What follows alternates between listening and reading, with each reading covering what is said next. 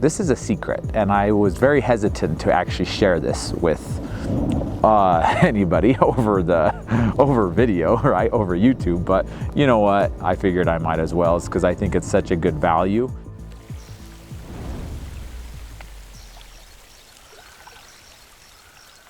Hey, what's up everyone? Shane here with ROA Off-Road. This is a Thursday campfire rant. If you're new to the channel, welcome. If you're existing or you're coming back, thank you so much for watching. Every Thursday we do a campfire rant, I think around 6 p.m. And the first Thursday of the month at 6 p.m. we're doing live community campfire rants. So we'll go live for about an hour and people will jump in and we can answer questions, lots of questions. We ROA, if you're new, right, we carry we have the largest selection of pretty much the coolest, baddest off-road trailers in America. Nobody carries more and cooler stuff than us, and we have a lot of this stuff exclusive through us. We import stuff from all over the world, actually. We have stuff from Australia and beyond. So anyway, if you have any questions, you want to join that's actually going to be first Thursday of every month. So tonight I'm going to do a campfire rant on, this is a secret, and I was very hesitant to actually share this with anybody over video, right, over YouTube, but you know what, I figured I might as well, because I think it's such a good value, and it's not like millions of people see these, so those who do watch it, hopefully it will bring some value to you. And if you like these videos, subscribe and share, and go and check out the playlist. We have a playlist, Campfire Rants, and I go over everything like why you shouldn't live in an RV, or things you need to know before you do live in an RV, and what an RV is. But today is the secret on how to service your camper or trailer or RV while going cross country. Because let's face it, that's the reason why you buy a camper. You buy a camper so that you can travel, right, and explore, and hopefully do some cross country, maybe visit some national parks. A lot of people come and buy stuff from us, and it's their dream to go and travel to all 50 states. And the funny thing is, typically when something breaks on an RV, it's not when it's at your house, you know, and it's convenient to go to, you know, the dealer down the street to get it fixed, right? And even if it was at your house, usually it's a hassle to get it fixed. It takes time. You got to take it in, you got to, you know, go through warranty process, and sometimes it can take weeks or months. And the previous rant, I actually talked about how servicing an RV sometimes is a pain in the butt, actually. And unless you know somebody, you know, it's really handy, or you're really handy, you sometimes can wait weeks up to months to get something fixed. It's more like a house. But having said that, I realized, you know, it was kind of a mean rant to end on. And so I wanted to do a follow-up rant to say there are easy ways to get your campers fixed, and they've been kind of like one of our secrets, our go-to secrets here at ROA Off-Road. And the reason why I say this is one of our secrets, and I was hesitant to share it, is because we sell trailers to people all over the country, right? 70 to 80% of everything we sell is not near one of our centers, which we have a center in Utah and South Carolina. A lot of people travel from all over the country. We even have people internationally, all over the world, actually. But one of our go-to tricks or secrets to getting trailer serviced is finding people that you don't always think of when it comes to servicing your RV. Because I think a lot of people, especially if you're brand new to the industry, you think, oh, something breaks, I have to go to a dealer. And sometimes that's actually the worst place to go, which is, it's kind of sad, because when your car breaks, if your Toyota breaks, or your Ford or Chevy or Ram, you go to the Ram dealer. That's typically where you get the best, fastest service for those vehicles, those specific vehicles. But sometimes trailers, when they break, going to the RV dealers are sometimes the worst places to go. I don't feel like that's the case for us. I believe we're pretty specialized in what we sell, so we're more focused and get the stuff done quicker, but sometimes we even have a lead time. And the reason why is because the industry is making more trailers than there are technicians.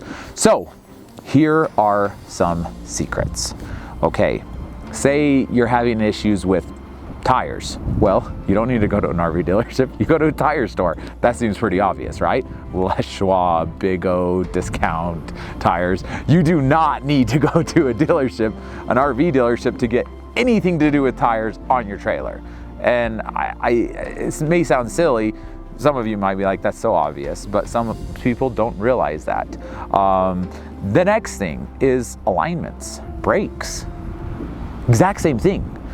You can actually go to, now I will tell you a caveat, a lot of automotive brake alignment shops don't want to work on trailers, and they won't, but some do. A lot do. And you can take it to an RV place to get an alignment done. But believe it or not, a lot of RV shops or dealerships don't do any alignments in-house. So you'll take your trailer, you'll set up an appointment, take your trailer, and then they'll call up an alignment shop, set up an appointment, and then take your trailer to the alignment shop, and then they'll bring it back and say your trailer's ready, and you go and pick up the trailer, and they'll charge you what the alignment shop charged to do it, plus their time in taking it to the alignment shop and back, which is silly. It's like, I usually just tell people, go to the alignment shop. You don't need to bring it here. Now we can do alignments here at ROA on our trailers, but sometimes the alignment shop is, that's all they do. They're specialized in it, and you can go and do it and that's sometimes the best and fastest way, is because they're specialized in those. Trailers might be a little bit different for some places, and that's why they don't like to work on them. The other issue is they're huge and they're hard to move around, and they might not have the equipment, a forklift or a truck, to move the trailer in and out of the shop, and that's why they won't work on it. But you would be surprised, there's a lot of places that will work on it, and that's really, really important to understand when you're on the road and you break down. Going to an RV shop might be the worst decision you make. You want to go to a place that can work on it, that might not be technically RV related. So this is, maybe I'll leave this for next week's Campfire Rant. No, actually, I'll tell you. I traveled across the country dozens of times. Used to pick up motorhomes in Florida. I used to go out to the auctions out there, and I would look through hundreds of motorhomes, diesel pushers, and I would essentially buy them, transport them back to the West Coast to Utah. And I did this for years. And where I would travel out, and I would mostly just look for them, and then I'd arrange transports to come pick them up and take them back to Utah. And then usually I would drive one back myself, because I got to get back home anyways. I could fly or drive, and I just chose to drive. And sometimes I made it fun with my wife and my daughter when we'd do a road trip, and we've been to almost every state in the country in an RV, which was really fun, going to auctions and bringing them back. But I broke down a lot. As a matter of fact, of the dozens of times that I drove across the country, I think only one time I didn't break down. I was dealing with used, but same thing with new, used. You're gonna put 3,000 miles on something, you have a high chance of breaking down before you make it across the entire country. So that's an expectation to have. But I learned really fast when I tried to reach out to RV shops, I usually got turned down, and it just wasn't good. Or they would be like, yeah, we're like 2 weeks out or a month out, and it was just like, this is ridiculous. I can't wait around for a month. So I got really creative in figuring out how to get things done fast, and that was using shops that didn't generally work on RVs, but were willing to work on RVs because they were handy enough to. I also had to learn a lot myself on how to fix things on the road, and ended up having lots of tools myself. One of the best secrets that I found while I was on the road was I would pull into a campground, and I broke down one time, and the lady was like, oh, you just broke down. Well, guess what? We have a limited amount of stalls, and they're reserved, and you're in a stall, and you need to get the heck out of here, because we have people with reservations that are showing up. They're like, we have a technician, a mobile guy, and he'll come out and get you fixed up really fast and get you out on the ways, because we don't want an angry customer pulling in and we don't have space for them. They also tend to have a few spaces that they always leave open for people breaking down, because they pretty much say there's somebody broken down almost every day and stranded, and so they have to like shift people around. But they try to get you out as fast as possible, and they have a technician, sometimes 1, 2, 3, or even 4 people that they can call upon, and they'll come out and fix you and get you on the road as fast as possible. And I found out that this is pretty much the case for every RV campground across the country because they're dealing with people breaking down in their campgrounds daily or weekly, and so they need to find handy people that are willing to come out and fix trailers really, really fast.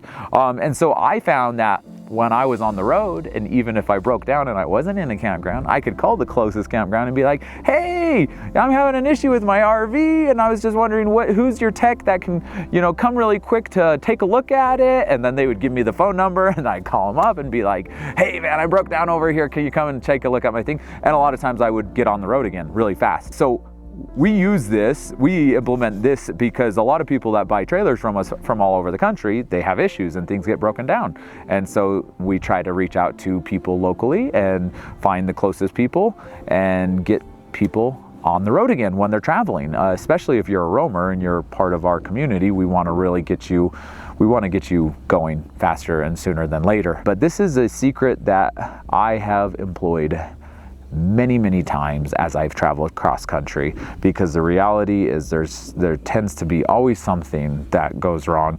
And it's like, listen, if you have a camper and you're in your house and you're going up into the canyon 20, 30, 40, 50 miles from your house back and forth, you know, you can do that a dozen times before you put a few hundred miles on your camper, right? But if you're traveling cross country, you're racking up the miles, thousands by the thousands, and you're gonna end up having more issues than you were if you were just going, you know, locally. And so this is when this becomes a very good secret that I hope I'm not gonna regret that I share it, because when I'm on the road and if I have an issue, I hope I can call up and get somebody out to help me. But hopefully this was valuable to you, and I think it will be, because I've shared it with many people that have done cross-country trips, and they have said that it has saved their behind many times while they were on the road.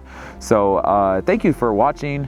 If you like this video, like I said, share it with somebody, and go and check out our other videos, our campfire rants. We got all kinds of stuff. We got adventure videos, we got campfire rants, we got full tours. We just started doing these Wondering Wednesdays. If you're wondering on a Wednesday about something, check out those videos and we can help you out and take away your wonder. Anyway, have a wonderful night, and we'll see you later.